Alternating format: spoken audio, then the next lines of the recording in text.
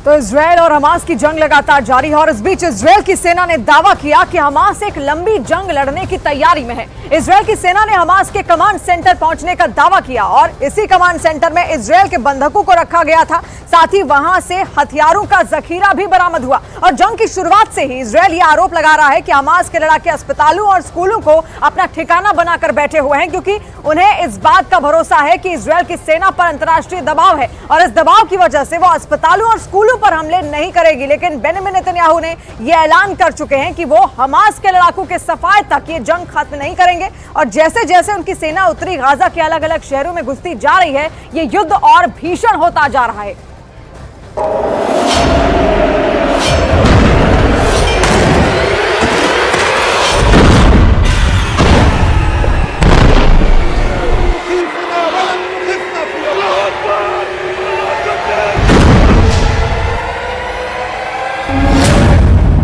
Hamas के command centre में Israel की सेना।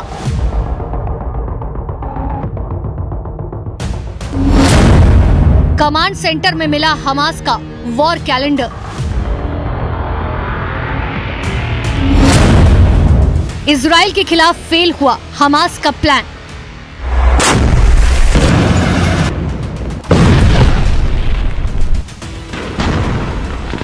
ये देखिए, ये है हमास का वो कमांड सेंटर जिसे उसने उत्तरी गाजा के एक बड़े अस्पताल के नीचे बना रखा था।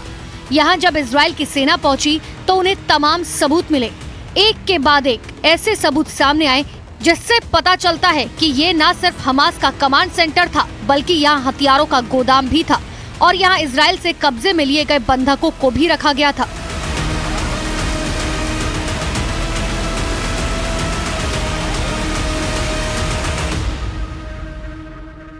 हम एक एक करके आपको हर एक सबूत को दिखाएंगे, लेकिन सबसे पहले देखिए हमास का वॉर कैलेंडर, जो यहाँ कमांड सेंटर की दीवार पर चस्पा था और जिसमें तारीख की शुरुआत होती है 7 अक्टूबर से, वही दिन जब हमास ने इजराइल पर हमला बोला था और ऊपर लिखा है अल अक्सा फ्लड की लड़ाई।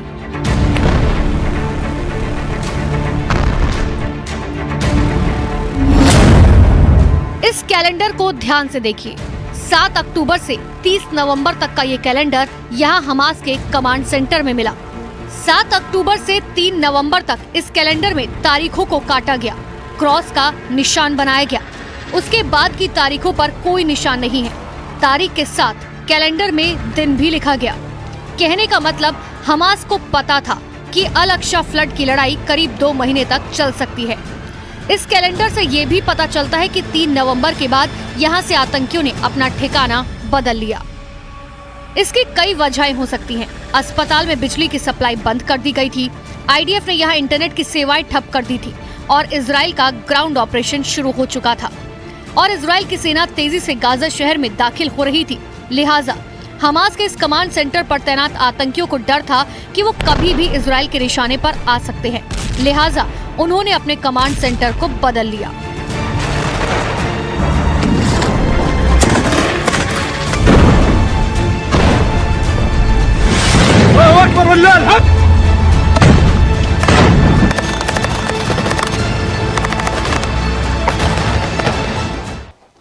There is a list. This list in Arabic, this list says we are in an operation, the operation against Israel. यहाँ हमास के तमाम हथियार भी मिले हैं। हथियारों का ये जखीरा छोड़कर जिस तरह से हमास के आतंकी यहाँ से किसी और जगह चले गए, वो बताता है कि हमास आतंकी यहाँ से आनन फानन में फरार हुए और हथियारों को यहीं छोड़ गए।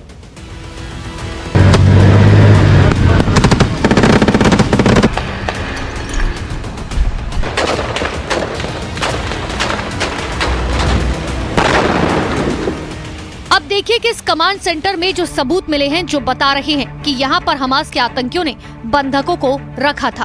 अल रतीसी अस्पताल के नीचे अंडरग्राउंड टनल में कुर्सी मिली जिस पर बंधक को बांधा गया था।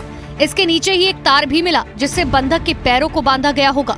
वहीं दूध की एक बोतल भी मिली जिससे लगता है कि यहाँ पर बच्चों को भी बंधक बनाकर रखा गया था। बच्चों के लिए इस्तेमाल होने वाले नैपी का पैकेट भी यहाँ मिला। These are explosives. These are vests with explosives. Yeah, it's a body vest for terrorists to explode on forces. Among hospitals, among patients, we have hand grenades, Kalashnikovs, and then we have the RPGs. People shooting RPGs from hospitals. This is Hamas, firing RPGs for hospitals. The world has to understand who is Israel fighting against. अब तक Hamas Gaza में इंसानियत की बातें करके psychological warfare में जुटा हुआ था। इजराइल अब इसका जवाब दे रहा है और उसके साइकोलॉजिकल वॉरफेयर की पोल खोल रहा है। इजराइल ये बताना चाहता है कि कैसे हमास गाजा के उन अस्पतालों को ह्यूमन शील्ड के तौर पर इस्तेमाल कर रहा है, जिनमें लोगों का इलाज हो रहा था, जहां पर बच्चे भी मौजूद थे, और इसी जगह को हमास ने अपना सेफ हाउस बना रखा था। अपना कमांड सेंटर बनाकर इजराइल पर हमलों को अंजाम दे रहा था और यहीं पर बंधकों को छिपा भी रखा था। यानी जंग की शुरुआत में इजराइल जहां तक पहुंचना चाहता था, वहां तक पहुंचने में उसे कामयाबी मिल गई है। बतौर इजराइल के मुताबिक उत्तरी गाजा को पूरा कंट्रोल करने के अपने आखिरी चरण में आईडीएफ की सेना पहुंच गई है, क्योंकि हमास के कमांड सेंटर तक आईडीएफ पहुंच गई है और जल्द ही आकाओं तक भी पहुंच जाएगी। 7 अक्टूबर को हमास ने इजराइल पर हमला करके 1400 से ज्यादा लोगों को मौत के घाट उतार दिया था और 200 से ज्यादा लोगों को बंधक बना लिया था और उन बंधकों को अपने सुरंगों की भूल-भुलैया में लेकर चली गई थी, जिसे इजराइल की सेना ने भेदने का दावा किया। इसके साथ ही इजराइल का ये भी आरोप है कि हमास के लड़ाके उत्तरी गाजा के सभी अस्पतालों को कमांड सेंटर की तरह इस्तेमाल कर रहे हैं, जहां से वो लगातार इजरायली सेना को निशाना बनाने की फिराक में है। और दावा ये भी है कि हमास की इस चाल की वजह से इजराइल की सेना उत्तरी गाजा के अस्पतालों को निशाना बना रही है। अल कुद्स अस्पताल पर जो आरोप इजराइल की फौज ने लगाए, वैसे आरोप शिफा अस्पताल पर पहले से लग रहे हैं और ठीक वैसे ही आरोप अल रतीसी पे भी लगे हैं। उत्तरी गाजा के अल रतीसी अस्पताल में हथियारों के साथ हमास के वॉर कैलेंडर और बंधकों को रखे जाने के सबूत के साथ ही 7 अक्टूबर को इजराइल पर किए गए हमले में इस्तेमाल मोटरसाइकिल भी मिली और तो और हमास के आतंकियों का ड्यूटी चार्ट भी मिला। और इजराइल को यकीन है कि अल शिफा अस्पताल में इससे बड़ा कमांड सेंटर है, जहां इजराइल और हमास की जंग जारी है और जहां 7 अक्टूबर के हमले का मास्टरमाइंड यन्हा सिनवार के भी छिपे होने की आशंका है।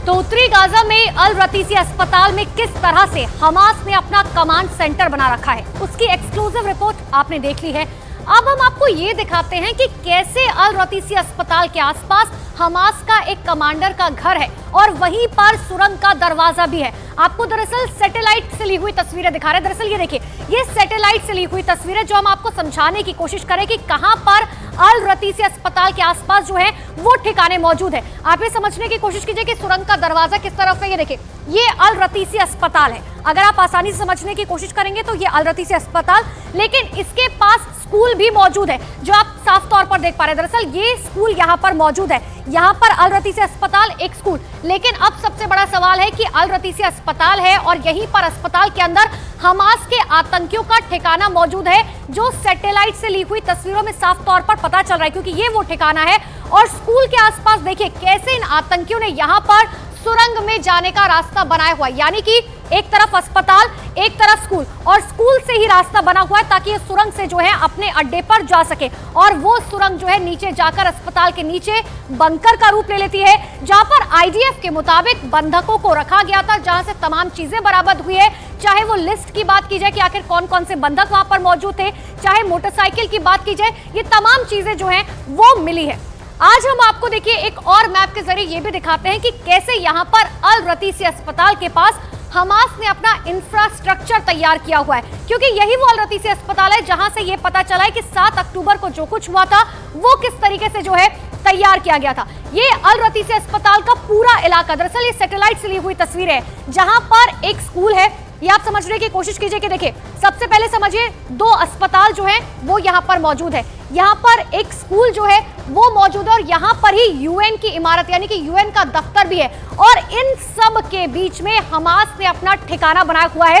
देखिए, कंक्रीट के सामान्य मेहराब वहां पर मौजूद है और ये कहा जा रहा है कि दरअसल ये यूएन की जो बिल्डिंग है और इसी के ठीक सामने हमास जो है वो अपनी नई सुरंग खोद रहा है। क्योंकि आप ये देखिए, यूएन की जो इमारत है उससे कहा जा रहा है कि एक सुरंग खोदने की कोशिश की जा रही है, जहां सुरंग के अंदर बंकर बनाने के लिए कंक्रीट के मेहराब और साथ ही स्लैब तैयार करके रखे हुए हैं।